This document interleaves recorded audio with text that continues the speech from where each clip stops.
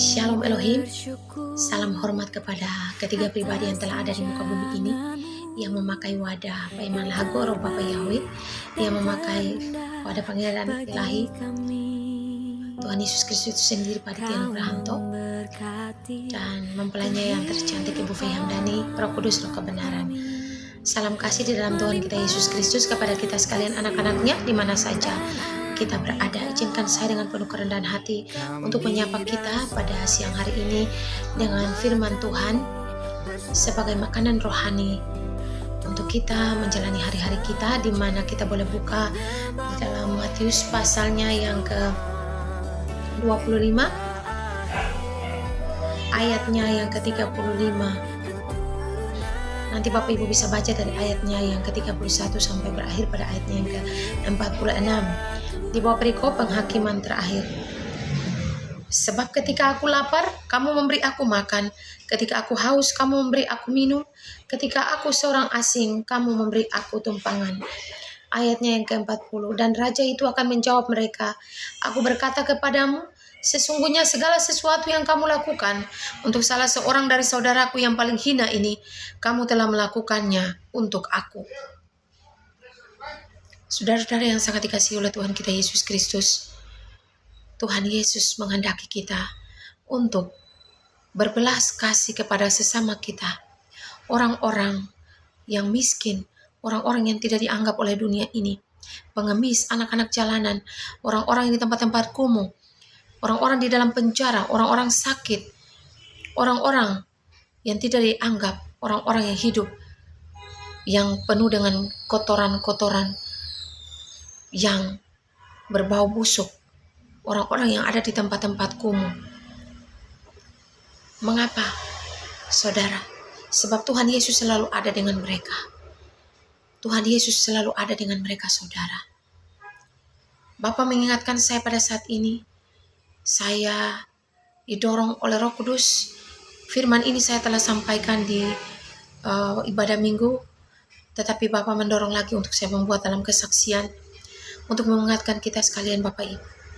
Sebab penghakiman telah terjadi pada saat ini. Anak manusia itu telah datang, hakim yang adil itu ialah Tuhan Yesus Kristus itu dengan para malaikatnya.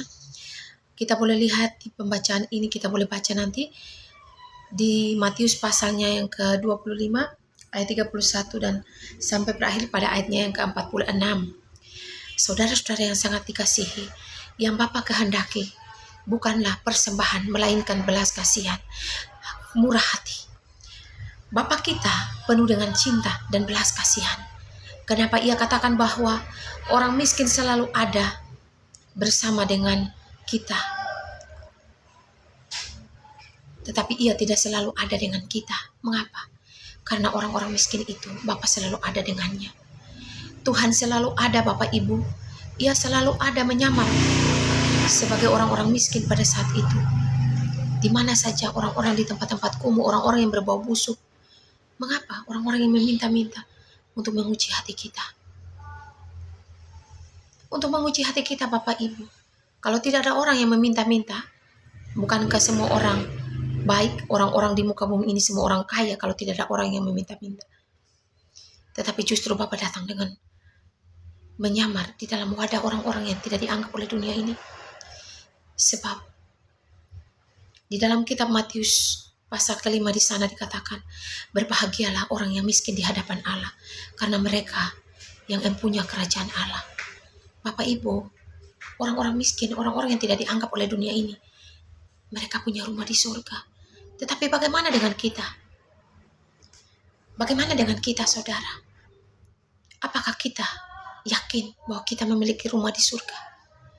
Pada hari yang terakhir, Tuhan akan mengatakan, enyahlah engkau si pembuat kejahatan, aku tidak mengenal engkau. Mengapa? Karena aku sakit, aku di dalam penjara, aku seorang miskin, aku tidak memperoleh makanan, aku telanjang. Engkau tidak memberi aku pakaian, engkau tidak memberi aku makanan, engkau tidak melawat aku, engkau tidak mengunjungi aku. Tuhan ada dengan mereka, orang-orang yang tidak dianggap oleh dunia ini, orang-orang yang dianggap sampah oleh dunia ini. Tuhan ada dengan mereka. Sebab kita, orang-orang kaya dunia ini, orang-orang yang menganggap dirinya berlebihan, menjadi angkur jasmani dan rohani, tidak mengandalkan Tuhan, tetapi yang kita andalkan adalah mamon-mamon kita itu saja.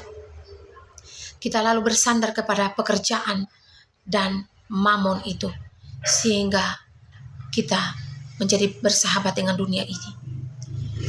Firman Tuhan menegaskan kepada kita bahwa di hari-hari terakhir Tuhan akan mengatakan kepada kita, "Enyahlah engkau si pembuat kejahatan, aku tidak mengenal engkau. Engkau akan dibuang di mana tempat Lucifer dengan malaikat-malaikat jatuhnya, yaitu api kegagalan. Karena ketika aku haus, engkau tidak memberikan aku minum. Ketika aku lapar, engkau tidak memberi aku makanan. Ketika aku telanjang, engkau tidak memberi aku pakaian. Ketika aku dalam penjara, engkau tidak mengunjungi aku. Ketika aku sakit, engkau tidak melawat aku." Mengapa? Karena Tuhan selalu ada dengan orang-orang miskin itu menyamar untuk menguji hati kita manusia ini.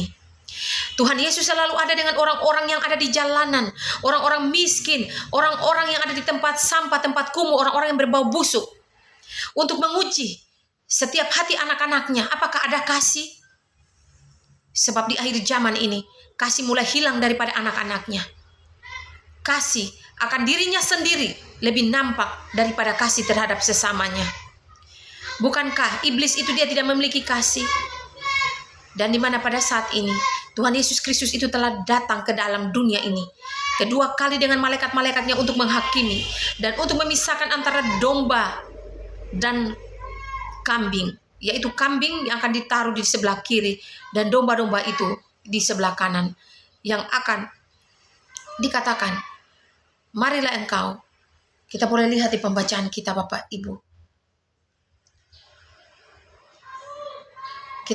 Kita boleh lihat di sana. Tuhan Yesus akan berkata di ayatnya yang ke-41. Dan ia akan berkata juga kepada mereka yang di sebelah kirinya, "Enyahlah dari hadapanku, hai kamu orang-orang terkutuk.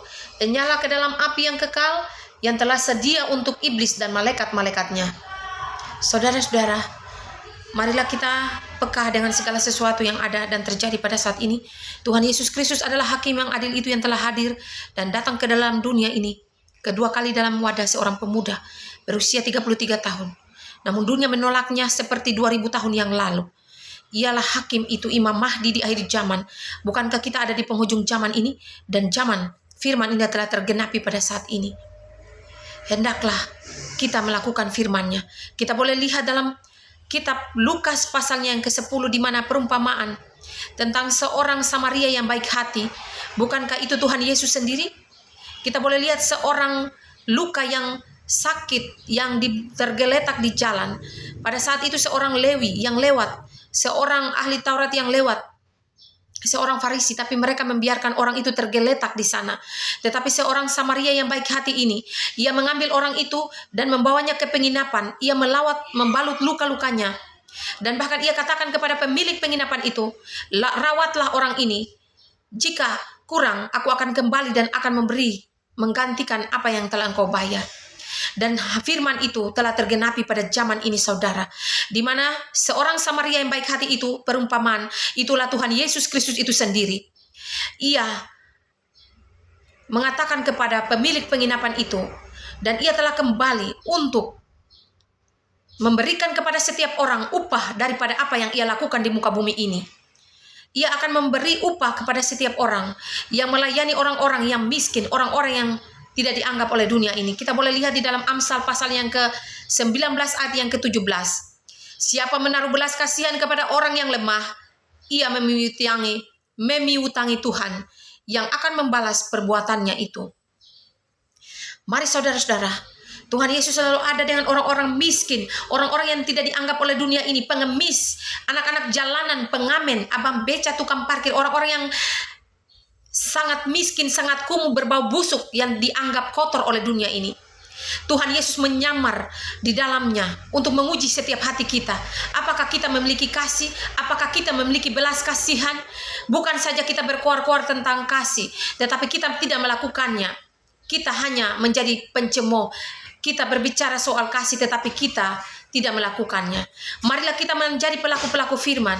Bukankah yang Tuhan tuntut daripada kita ialah belas kasihan, bukan persembahan.